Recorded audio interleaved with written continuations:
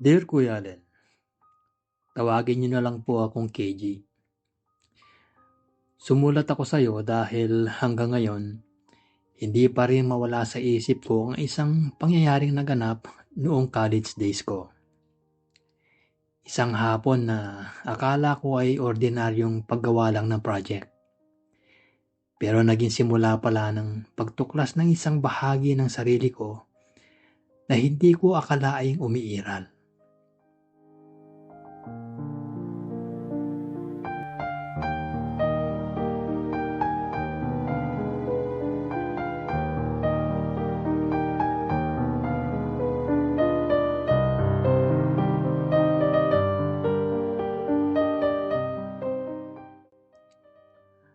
Alas 2 ng tanghali ako nagising noon. Sobrang init sa labas.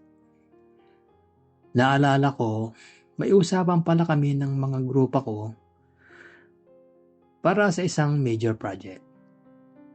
Dali-dali akong naligo. Pero Kuya Allen, doon na nagsimula ang kamalasan. O baka swerte. Wala na pala akong malinis na underwear. Lahat ay nasa sampayan at basa pa. Dahil nagmamadali, nagpantalon na lang ako ng direkta. Sa totoo lang, ang presko sa pakiramdam. Pero habang nakasakay ako sa jeep, doon ko nararamdaman ang kakaibang kaba. Bawat galaw ko, bawat pagtama ng tela ng pantalon ko sa balat ko, parang may kung anong kuryenteng gumuguhit sa katawan ko. Sabi ko sa sarili ko, KG, malisyoso ka lang. Init lang ito ng panahon.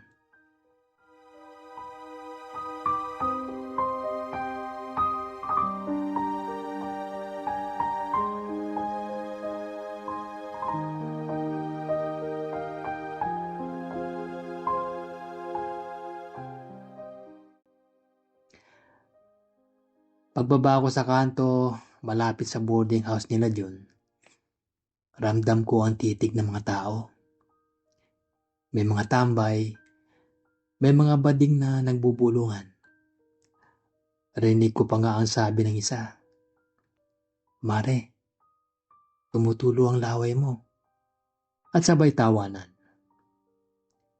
Hindi ko na lang pinansin kahit pakiramdam ko ay may kung anong umbok na napapansin sa suot ko dahil wala nga akong proteksyon sa loob.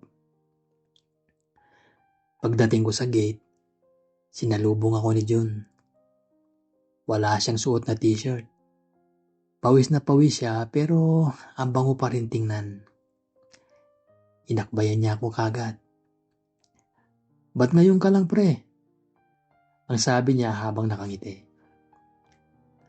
Kuya Allen, doon ako kinabahan. Ang init ng balat niya na dumikit sa akin. Ang amoy ng pawis na hindi naman mabaho kundi parang nakakalasing. Bigla ako nakaramdam ng tensyon. Sabi ko, chancing ka na naman pre. Lumayo ka nga. At sabay tawa para hindi halatang naiilang ako. Pumasok kami sa loob at nandoon na sina Brian at Jaco. Dahil sa sobrang init ng hapon, tila naging hudyat yun para maghubad rin sila ng mga damit.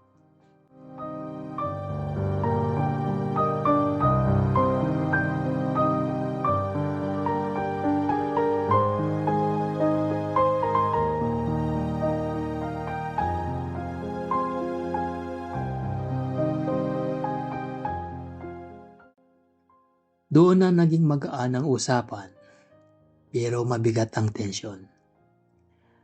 Nagalis ng t-shirt si Brian. Napansin ko agad ang ganda ng katawan niya. Toned, makinis, at kumikinang sa pawis. Pero hindi lang doon tumigil. Dahil nga sa sobrang init sa loob ng boarding house, nagtanggal na rin sila ng mga pantalon hanggang sa naka-underwear na lang silang tatlo.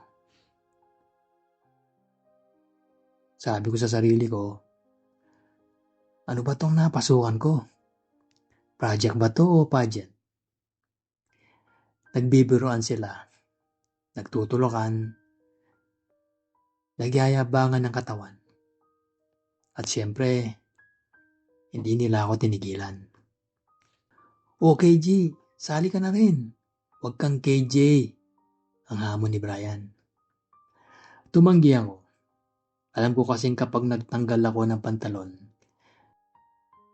mabubuking ako na wala akong suot sa loob.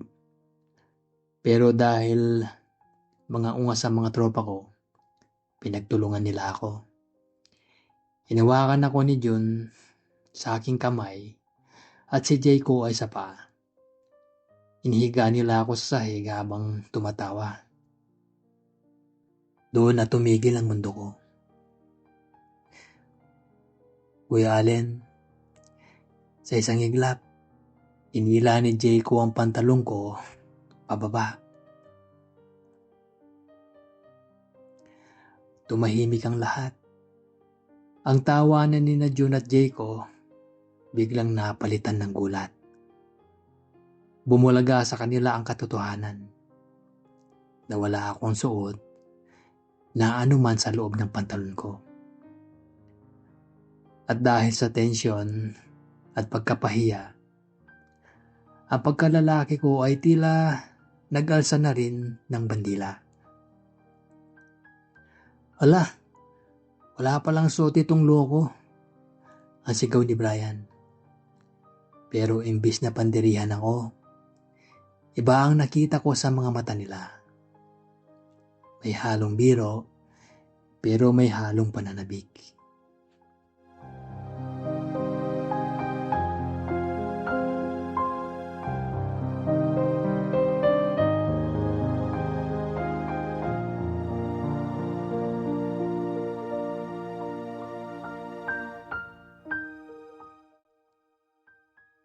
Sinimulan nila akong asarin. Si Brian, na kilalang pinakamakulit, lumapit sa akin habang hawak pa rin ako ng dalawa. Inilapit niya ang mukha niya sa harapan ko. Kunwari ay hahalikan o lalapitan ng dila pero hindi sinasayad. Kuya Allen, doon ko naramdaman ng matinding panginginig. Ang bawat hininga ni Brian na tumatama sa balat ko parang kuryenteng nanunuot sa buto ko. Hanggang sa isang hindi inaasahang pagkakataon. Sa gitna ng asaran, biglang itinuon ni Brian ang kanyang atensyon sa akin ng seryoso. Wala nang tawa, wala nang biro. Ang init ng paligid ay tila nag-concentrate sa aming dalawa.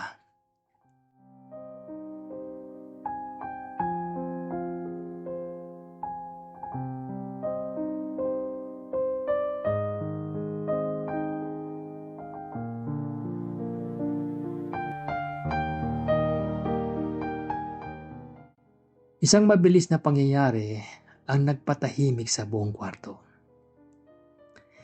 Isang haplos at isang ugnayan na hindi ko inaasahan mula sa isang tropa. Ramdam ko ang init ng kanyang mga labi sa aking harapan. Kahit sandali lang yon, napapikit ako.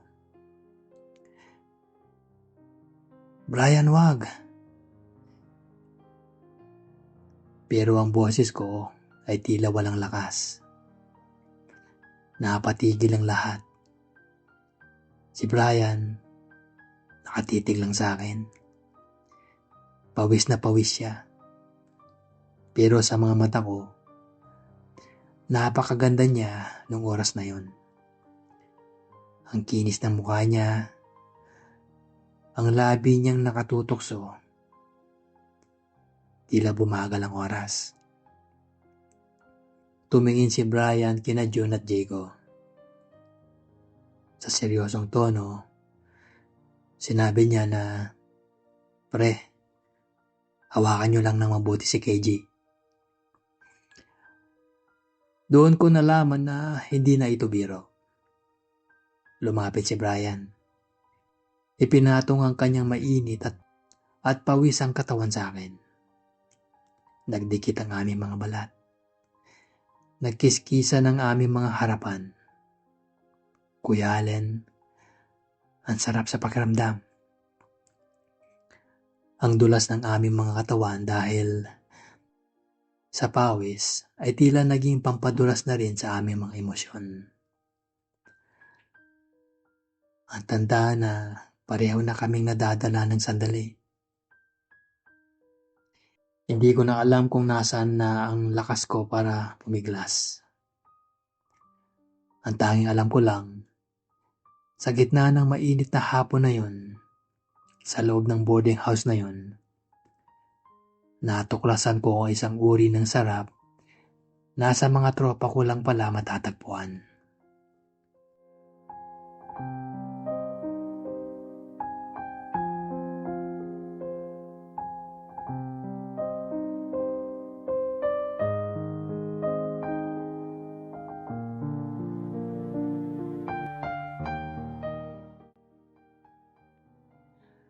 Kuya Allen, sa puntong yon, parang tumigil ang ikot ng mundo sa loob ng maliit na kwartong yon.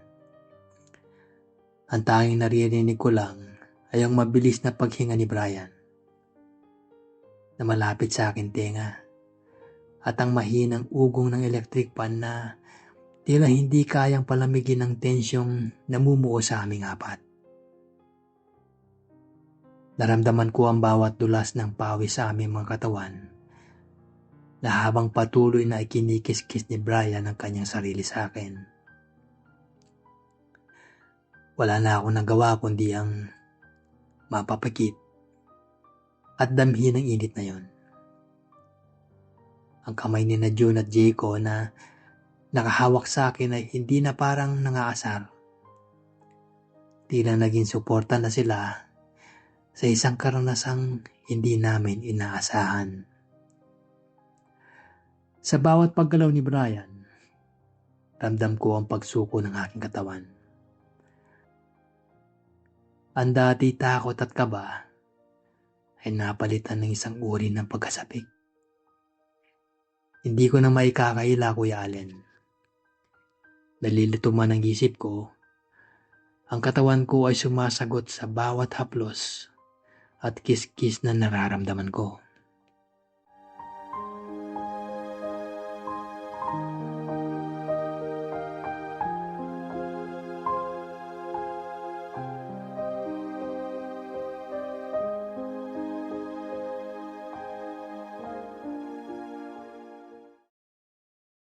Hindi nagtagal, ang bawat ungol na lumalabas sa aking mga labi ay hindi na mapigilan. Naramdaman ko ang paghigpit ng hawak ni na June sa akin, habang si Brian naman ay mas lalong naging mapusok.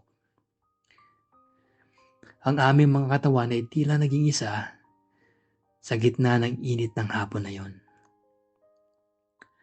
Doon ko naranasan ang isang pakiramdam na hindi ko malilimutan. Isang pagsabog ng emosyon at sensasyon na nagpalambot sa buong pagkatao ko. Kasabay ng aking pagpapakawala, naramdaman ko rin ang pag-agos ng init mula kay Brian. Nanatili siyang nakapatong sa akin ng ilang minuto. Hinihingal at tila gulat din sa bilis at tindi ng nangyari. Natahimik ang lahat pagkatapos. Walang nagbibiruan, walang nagtatawanan. Ang tanging malilinig mo lang ay ang paghahabol namin ng hininga. Dahan-dahang binitawan ni na June at Jayco ang aking mga kamay at paa. Tumayo si Brian at inabutan ako ng tissue na kinuha niya sa mesa.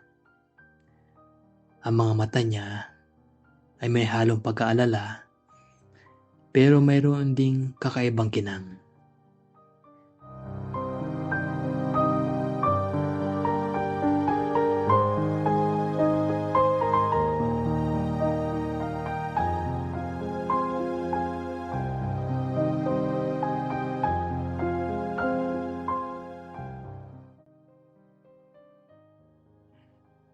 Matapos ang mga pangyayaring yun, dahan-dahan kami nagbihis.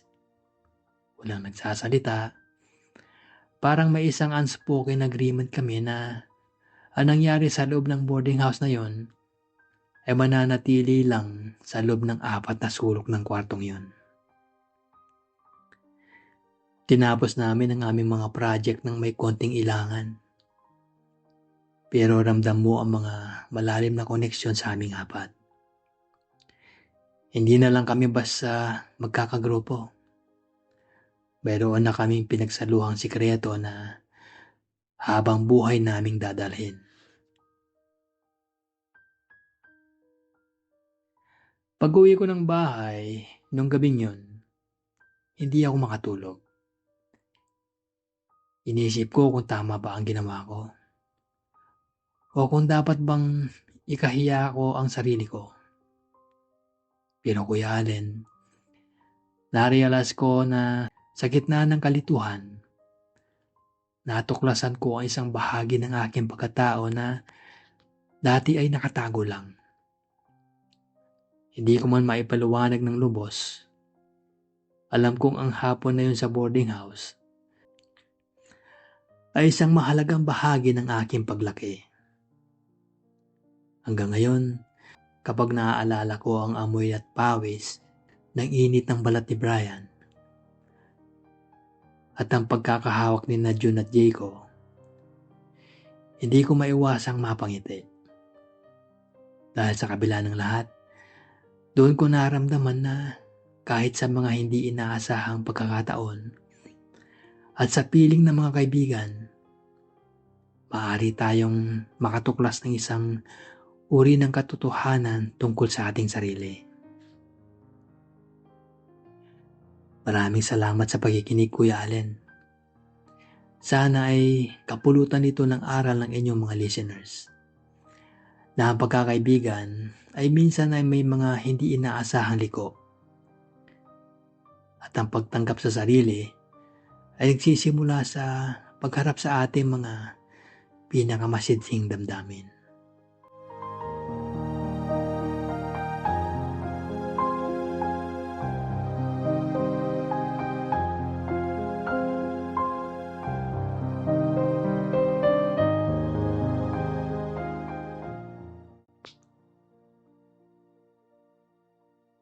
Grabe ang kwento mo, KG.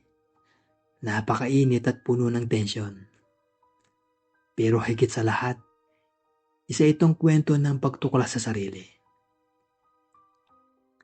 Sa inyong mga nakikinig, lalo na sa mga kalalakihan, alam nating lahat na may mga pagkakataong ang biruan ng magkakabarkada ay humahantong sa mga sitwasyong hindi natin inaasahan.